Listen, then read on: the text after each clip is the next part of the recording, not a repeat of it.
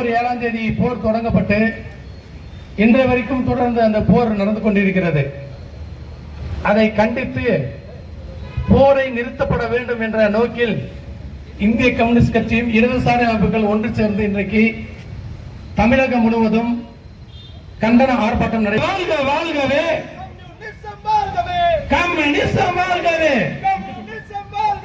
Communism, வெல்க வெல்க வெல்கவே புரட்சி வெல்கவே, மலர்க மலர்க மலர்கவே. இந்நாள் மாதிரி இஸ்ரேல் நடத்தும் படுகொலை போரை கண்டித்து பாலஸ்தீன மக்களுக்கு ஆதரவாக குரல் கொடுக்கும், ஆதரவாக குரல் கொடுக்கும் அமெரிக்க ஏகாதிபத்தியத்தை அம்பலப்படுத்தும், அம்பலப்படுத்தும் இடதுசாரி சார்பாக இந்திய தேசம் முழுவதும் இன்று நடத்தும் இயக்கங்கள் கம்யூனிஸ்ட் கட்சி சார்பாக தமிழ்நாடு முழுவதும், தமிழ்நாட்டு முழுவதும் இன்று நடத்தும் ஆர்ப்பாட்டம் வெல்லட்டும் வெல்லட்டும். கம்யூனிஸ்ட் கட்சி நடத்துகின்ற ஆர்ப்பாட்டம் மாநில தழுவிய ஆர்ப்பாட்டம் வெல்லட்டும் வெல்லட்டும். இதனால் இஸ்ரேல் நடத்துகின்ற படுகொலையை கண்டித்து பாலஸ்தீன மக்களுக்கு ஆதரவாக குரல் கொடுக்கும் இந்திய கம்யூனிஸ்ட் மார்க்சிஸ்ட் கம்யூனிஸ்ட் நடத்துகின்ற ஆர்ப்பாட்டம் மாநில தழுவிய ஆர்ப்பாட்டம் வெல்லட்டும் வெல்லட்டும். இஸ்ரேல் அரசு, பெஞ்சமின் அரசு, இஸ்ரேல் அரசு, பெஞ்சமின் அரசு போர் ஒழியட்டும், சமாதானம் நிலைக்கட்டும், சமாதானம் நிலைக்கட்டும், மக்கள் ஒற்றுமை வாங்கட்டும் என்பதற்கான போராட்டம், எங்களுக்கான போராட்டம். மாநில கொல்லப்பட்ட கொடுமை இது, கொல்லப்பட்ட கொடுமை இது, கொல்லப்பட்ட கொடுமை இது, கொல்லப்பட்ட கொடுமை இது. இஸ்ரேல் நடத்தும் போராட்டம், இஸ்ரேல் நடத்தும் போராட்டம். காரணம் என்ன? காரணம் என்ன? காரணம் என்ன? காரணம் என்ன? கம்யூனிஸ்டால் கேட்கின்றோம், இடதுசாரிகள் கேட்கின்றோம், வெல்லட்டும் வெல்லட்டும். இடதுசாரிகள் நடத்துகின்ற போராட்டம் வெல்லட்டும், வெல்லட்டும் வெல்லட்டும். இடதுசாரி நடத்துகின்ற மாநில தழுவிய ஆர்ப்பாட்டம் வெல்லட்டும் சிறக்கட்டும். கொடுமை கொடுமை கொடுமையடா, கோர தாண்டவ கொடுமையடா. ஓராண்டு காலமாக பாலஸ்தீன பகுதியிலே வள்ளிய வள்ளிய வள்ளியவே இடதுசாரி ஆதரவான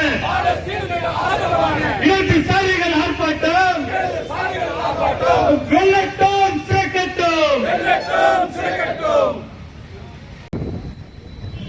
தலைவரும் தனி சட்டமன்ற உறுப்பினருமான தோழர் ராமச்சந்திரன் அவர்களே, இந்திய கம்யூனிஸ்ட் கட்சியுடைய மாவட்ட துணை செயலாளர் சின்னசாமி அவர்களே, ஏஐடிசியுடைய மாவட்ட செயலாளர் தோழர் மாரியன் அவர்களே, கட்டிட தொழிற்சங்கத்தின் தலைவர் தோழர் புதட் அவர்களே, மற்றுமுள்ள மாவட்ட பொறுப்பில் உள்ள அனைத்து தோழர்களுக்கும் முதற்கண் வணக்கத்தை தெரிவித்துக் கொள்கிறேன். இன்று பாலஸ்தீன மக்கள் மீது ஓராண்டு காலமாக இஸ்ரேல் போர் தொடுத்து வருகிறது. சாதாரணமாக போர் என்பது இங்கே நடக்கிற கிராமங்களில் நடக்கிற ஒரு சிறிய சண்டையை கூட தடுக்காமல் விட்டால் அந்த ஓராண்டு நிறைவேறுவதை ஒட்டி இடதுசாரி அமைப்புகள் ஒன்று சேர்ந்து இந்திய கம்யூனிஸ்ட் கட்சி மார்க்சிஸ்ட் கம்யூனிஸ்ட் கட்சி, இந்திய கம்யூனிஸ்ட் எம்எல் ஆகிய கட்சிகள் இன்று இணைந்து தமிழகம் முழுவதும் அந்த போரை கண்டித்து உடனடியாக போர் நிறுத்தப்பட வேண்டும் என்று இன்றைக்கு போராட்டம் நடைபெறுகிறது.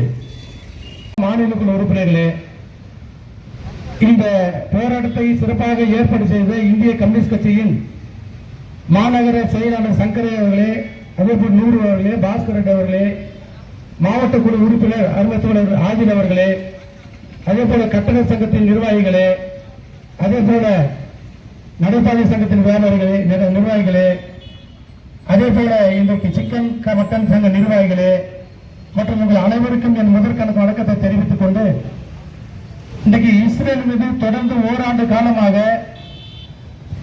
இஸ்ரேல் பாலஸ்தீனத்தின் மீது போர் தொடுக்கிறது. இந்த போரை கண்டித்து கடந்த ஓராண்டு காலமாக இடதுசாரி அமைப்புகள் தொடர்ந்து இங்கு பல்வேறு போராட்டங்கள் நடத்தி கொண்டிருக்கின்றன. காரணமாக இந்த பொருளாதாரத்தை பின்தங்கிய பாலஸ்தீனத்தை கொண்டு விட்டு இஸ்ரேலுக்கு சாதகமாக அந்த இரண்டு நாட்டையும் ஒன்றைய ஆக்கிரமித்துக் கொள்வதற்காக நடக்கின்ற போர். அங்க இருக்கிற வளங்களை தீர்மானம் போட்டு போரை நிறுத்தப்பட வேண்டும் என்று இதுவரைக்கும் ஐநா சபை முடிவு செய்யப்படவில்லை. இங்கே இன்றைக்கு இந்தியாவில் ஆளுகின்ற மோடி அரசு இஸ்ரேலுக்கு ஆதரவாக இன்றைக்கு ராணுவ தளவாடங்களை கொடுப்பதும் மக்களை அழைப்பதும் தொடர்ந்து செய்து கொண்டிருக்கிறது. அங்கே இருக்கின்ற மக்களை கொண்டு கொள்வதற்கு நமது மோடி அரசும் ஒரு காரணமாக இன்றைக்கு திறந்து கொண்டிருக்கிறது. அதை எதிர்த்து மோடி இன்றைக்கு ஐநா சபையை சென்று குரல் கொடுக்க வேண்டும் என்று கேட்டால் குரல் கொடுப்பதில்லை. ஏன்னா பாலஸ்தீனில் வாழ்கிற மக்கள் இஸ்லாமிய சார்ந்த மக்கள். ஆனால் இந்தியாவில் இருக்கிற இஸ்லாம் மக்களை எப்படி ஒருபோதும் அனுமதிக்க வேண்டும் என்று அவர்களை வஞ்சிக்கிறது. அதே போல பாலஸ்தீனில் இருக்கிற மக்களையும் வஞ்சித்து இஸ்ரேலுக்கு சப்போர்ட் செய்து கொண்டு இன்றைக்கு இருக்கின்ற பிஜேபி அரசு ஒரு நிமிடம் கூட இன்னைக்கு ஐநா சபைக்கு எடுத்து குரல் கொடுக்கவில்லை. ஒருவர் மட்டும்தான் உயிர் வாழ்ந்து கொண்டிருக்கிறார். 3556 குடும்பங்களில் ஒருவர் கூட உயிரோடு இல்லை. இதுவரை 41,000 பேர் இந்த போரிலே கொல்லப்பட்டிருக்கிறார்கள். இன்றைக்கு பாலஸ்தீன சுகாதார அமைப்பு சொல்கிறது 20,000 பேர் காணவில்லை என்று. ஆகவே இவ்வாறு உலகத்தில் எத்தனையோ முதலாம் ஆண்டு உலகப் போர், இரண்டாம் ஆண்டு உலகப் போர் எல்லாம் நடந்திருக்கிறது. தொடர்ந்து ஓராண்டு காலம் யுத்தம் நடைபெற்றிருப்பது பாலஸ்தீன் மீது மட்டும்தான். இன்றைக்கு உலக நாடுகள் வேடிக்கை பார்த்துக் கொண்டிருக்கிறது. ஐக்கிய நாடுகள் சபை முறையாக போரை நிறுத்துவதற்கான தீர்மானத்தை நிறைவேற்றப்படவில்லை. ஐக்கிய நாடுகள் சபையும் இன்றைக்கு வேடிக்கை பார்த்துக் கொண்டிருக்கிறது.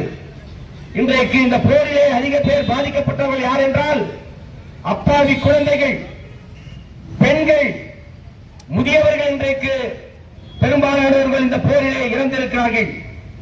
அதோடு மட்டுமல்ல, சர்வதேச போர் விதிமுறைகளை இன்றைக்கு இஸ்ரேல் பின்பற்றப்படவில்லை.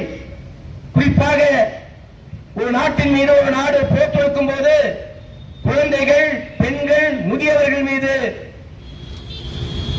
ரசாயன ஆயுதங்களை வைத்து குண்டுகளை வைத்து கொள்ளக்கூடாது. இது சர்வதேச போர் விதிமுறைகள்.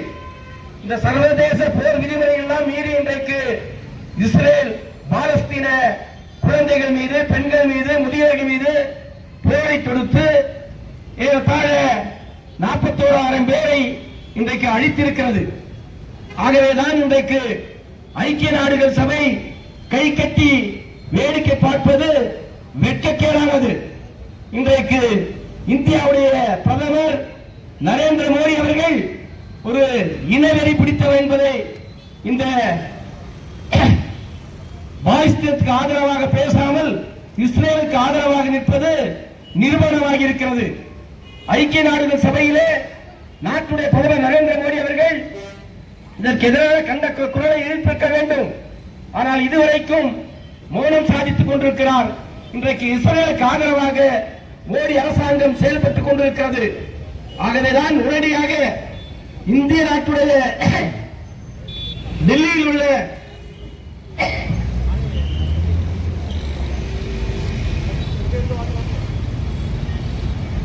இஸ்ரேலுடைய தூதரகத்தை உடனடியாக மூட வேண்டும்.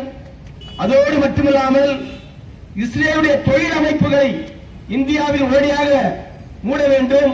இஸ்ரேலான ராஜாந்திர உறவை உடனடியாக இந்தியா முடித்துக் கொள்ள வேண்டும்.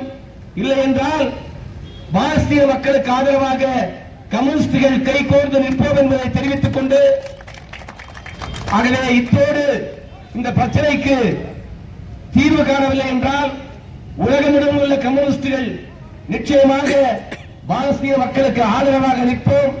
இன்றைக்கு அமெரிக்கா தன்னுடைய ஆயுதங்களை விற்பதற்காக இந்தியாவோடு கைகோர்ந்து அமெரிக்கா நாடு தன்னுடைய நாட்டுடைய ஆயுதங்களை விற்று பணம் செய்வதற்காக மூன்றாம் உலகப் போரை தொடுப்பதற்கான முயற்சியை இன்றைக்கு அமெரிக்கா முன்னெடுக்கிறது. அதற்கு ஆதரவாக நரேந்திர மோடி அவர்கள் இருக்கிறார். இன்றைக்கு பாலஸ்தீனம் மட்டுமல்ல, இஸ்ரேல் உள்ளிட்ட தென்கிழக்கு பிராந்தியங்களில் இன்றைக்கு போர் மூடும் அபாயம் இருக்கிறது. ஆகவேதான் ஐக்கிய நாடுகள் சபை உடனடியாக கூடி, ஆகவே பாலஸ்தீனான போரை நிறுத்துவதற்கான அனைத்து நடவடிக்கைகளும் ஐக்கிய நாடுகள் சபை எடுக்க வேண்டும் என்று கேட்டுக்கொண்டு, எப்போதும் பாலஸ்தீன மக்களுக்கு ஆதரவாக இந்திய கம்யூனிஸ்ட் கட்சி, இடதுசாரி கட்சிகள் உறுதியாக நிற்போம் என்பதை தெரிவித்து, பாசிச அமெரிக்கா உடனடியாக தன்னுடைய ஆதரவை திரும்பப் பெற வேண்டும் என்று இந்திய கம்யூனிஸ்ட் கட்சியின் சார்பில் வலியுறுத்தி, பாலஸ்தீன மக்களுக்கு ஆதரவாக என்றும் நிற்போம் என்று கூறி என்னுடைய கண்டன உரையை நிறைவு செய்து கொள்கிறேன். நன்றி, வணக்கம்.